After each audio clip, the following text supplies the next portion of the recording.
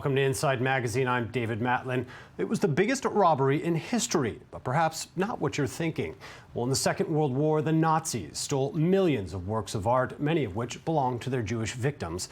Well, today in Israel, an extraordinary individual works to track down these remaining stolen artifacts. With the help of modern technology or the internet, he finds the living ancestors of the Jews who once owned these works. He seeks no profit, only justice. Henrique Cymerman joined him for several days and got to see how this detective of Jewish history operates. Here's his report, the Israeli Sherlock Holmes.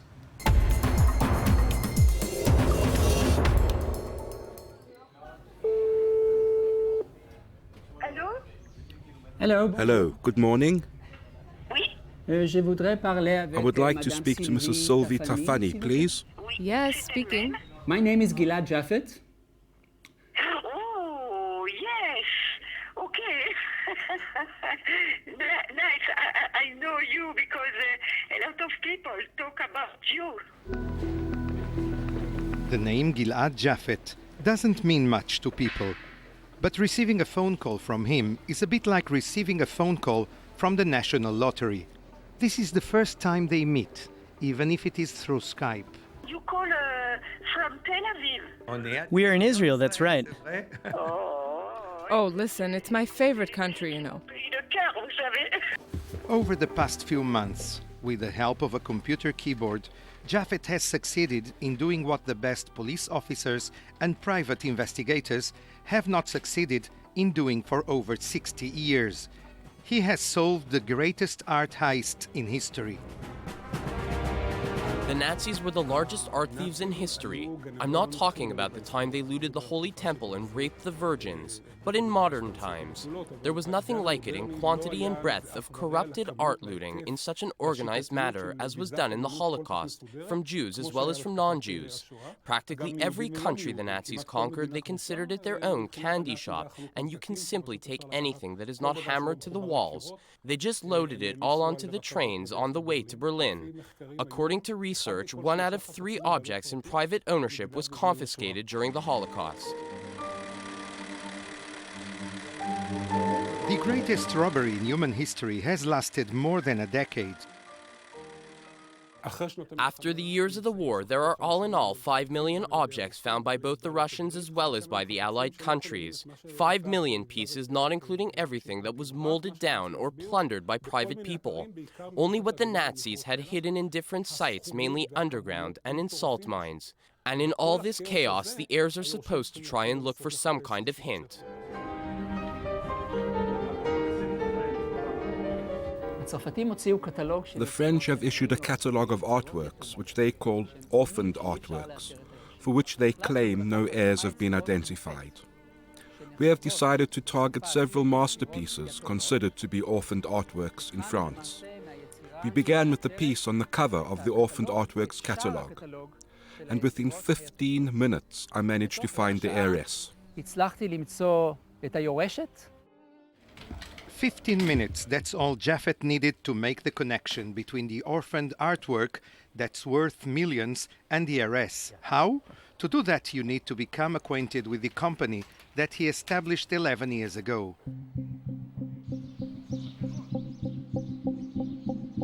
With the help of special software programs that they developed in Israel, they succeeded in building and restoring family trees from all over the world that go back hundreds of years. The company has expanded at a dizzying pace, becoming one of the largest in the field of genealogy. People from all over the world, Jews, Gentiles, Marranos from Portugal and Spain, whose families converted into Christianity to save their lives, turned to them in order to reveal their past. And as time went on, the number of families in the database has reached about 75 million human beings. Sylvie Tafani is the heiress of a painting by Gustave Courbet that is hanging in the Musée d'Orsay. The name of the famous painting was Falaise d'Étretat, the Étretat cliffs after the storm. How much is the Courbet piece worth? This painting hanging in the Musée d'Orsay takes up an entire wall. It's actually quite huge. It's worth millions of euros. pas que lui, il nous ait retrouvés en un quart d'heure, alors qu'il faut à l'État, tu vois. I don't understand how he found it in only 15 minutes while the government had no success for 60 years. Bon, je dirais, compte tenu de la crise actuelle. But the truth is that it's taking a very long time. And considering the economic crisis now, it's not a priority for the government to trace the Jewish heirs to these assets. Les descendants des Juifs qui ont été spoliés. The person who enlisted Japhet in his operation was a New York Times correspondent in France, Doreen Carvajal, in August 2013. He had his suitcases packed and was on his way to the airport for a vacation when the telephone rang. What are the odds that you find an heir or heiress of a Jewish man by the name of Mark Wolfson who perished in Auschwitz and had no children, she asked. Is there a chance? Gilad entered various databases, among them the Yad Vashem Holocaust Museum database in Jerusalem, in which numerous victims' relatives uploaded information. This was how he discovered the heiress. Sylvie היא למעשה אחת היורשים היחידים. Sylvie is actually one of the only heirs from this family.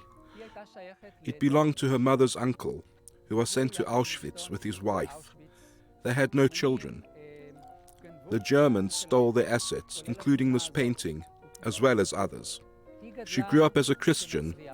Her parents raised her as a Christian due to the Holocaust post-trauma.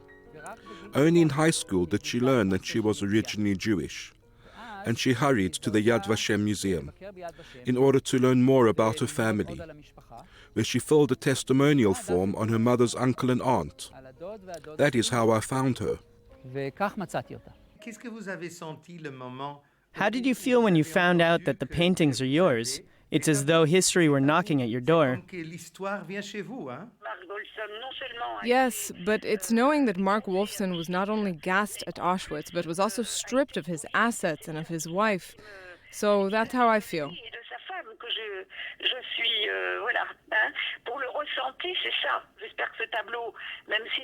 For now, I imagine the painting will remain in the museum wall and possibly will be compensated for it.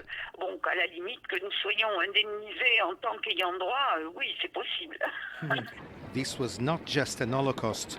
This was also the greatest robbery in human history. Each one of the 6 million left behind orphaned property, which included homes, business, artworks. Thousands of paintings of the greatest artists of the past thousands years were pilfered by the Nazis. At the end of the war, the Allies gave back some of the artworks to museums across Western Europe and called them orphaned paintings. The authorities almost forgot that there were heirs who were unaware of the existence of these artworks. The museum's administration didn't invest a great effort and contented with the claim that their heirs simply didn't exist. This was the case until Gilad entered 70 years of history and millions of names onto the computer.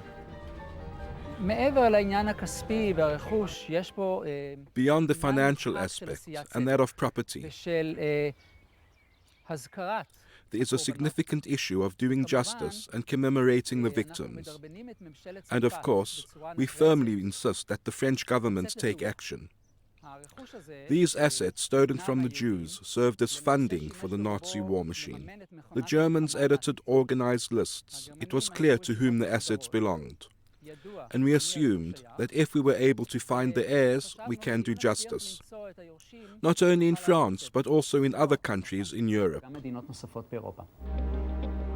The search for heirs has become an obsession for Gilad ever since.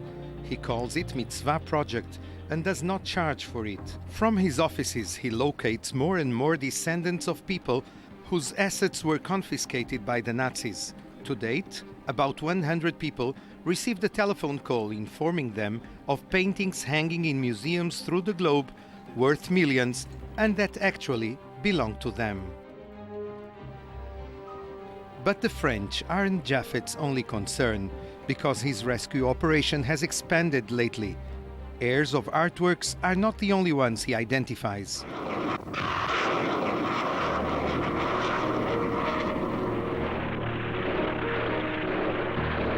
When the war ended and the Jews were dispersed through the world, nobody hurried to do justice. Germany was divided, and for 4 decades the wall separated between the two worlds. All Jewish property that remained on the east side of the wall, homes, stores and lots, was looted for a second time. Even when the wall fell and Germany was once again united, it was convenient to ignore the issue. This was the last opportunity to claim property from Germany, since after 2014 there will be a statute of limitations. And the article contained a link to the list of 45,000 businesses that were stolen from Jews in Germany. Meir Gersten, Amos Luria's great-grandfather, built his empire in Berlin from scratch. He began by selling eggs on a cart and became the owner of one of the largest egg factories. But when the Nazis came into power, he didn't hesitate for a moment. So basically, the Germans took over all these assets? That's right. From the documents we hold, they practically waived ownership on the goods. Sometimes they were involved in transactions by which a German would buy from a Jew for a symbolic price, as a somewhat forced bargain. However, they predicted the future undoubtedly. Yes, we are here thanks to the fact that my grandfather predicted the future.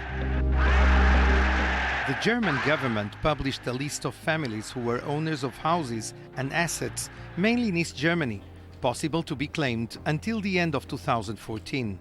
Marianne, who was born in Holland and lives for 30 years in Israel, works with Gilad Japhet, and one day found out that a young American woman named Yvette Pintar is the legal heir of a lingerie shop, which belonged to her grandmother. Marianne calls Yvette. Hi, Yvette. Hi, how are you? I'm good, thank you. I'm Mariana from My Heritage. And Nice to meet you. It's so nice to meet you. I received an email from My Heritage, from Marianne, and I feel goosebumps all over, mostly in a good way, but partly also in a painful way, actually. I feel reminded that today is just as relevant as many years ago, and people that I have lost contact with or never had contact with are still reminding me today that what happened to them many years ago is something that we still need to follow up on today.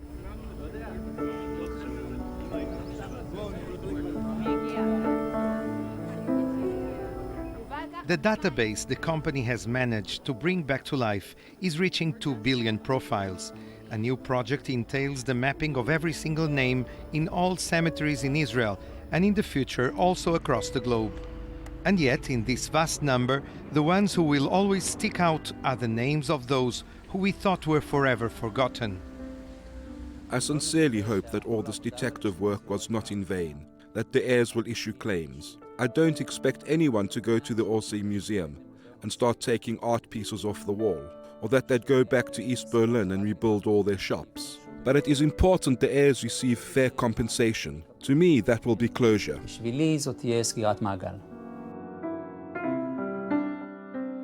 What began as a youngster's curiosity, a computer expert who wanted to get to know his family roots, turned into today's mission with a message to the world. My hope is that one day we can all see how we are related to one another, and that would remove all the divisions between human beings, and then maybe we would treat each other better. להתייחס אולי קצת יותר טוב אחד לשני.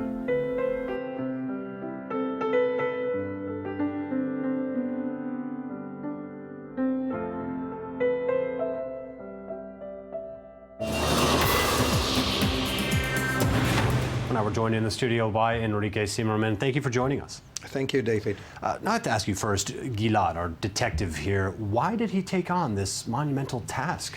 Well, the truth is he's a kind of a time machine detective. He's trying to find things that for many years nobody did really, in a serious way. That's what he told me. And he said that everything started when he was 12, 13, and he did in school, like every Israeli kid, a kind of a work about the roots of his family. And he fell in love, he said. And then he became a huge, important expert in computers, and he said, I must combine my two loves. And that's the result. Well, it seems finding people would be the most difficult aspect of this search. How did he build this network? How is he making that happen? Well, the truth is he started with 2-3 people. Today, I think they are more than 100 people working. And they built, really, they got 75 million people from all over the world, not all of them Jewish, that called them to ask to know about their roots, of their families. And then he said to me, they have 2 billion profiles, which is of people from 2 billion wow. from different times, and 2 billion names. If you remember, we have 7 billion people in the world today. It's a lot. It's more than Facebook, and that's why they have this database that allows them to do incredible things, like this thing he's doing with art. I'll have to ask you, on a personal note, I understand he helped you, in a way, get connected with your own family. How did that happen? It was amazing, because I told him the name of my grandfather in Morocco, in Tetuan, Jose Ben Arosh, and he he said, your grandfather was born here and at that time, etc. And suddenly I see a picture of my great-grandfather for the first time in my life, I think in the 80s sometime, and he was dressed like a Moroccan, like, you know, it was with the typical dress. It was quite amazing, and I think that everyone can do this, and it's an important work. Well, fantastic story. Thank you, as always, Henrique Cymerman. Thank you, David. And thank you for being with us this week. We'll see you again next week on Inside Magazine.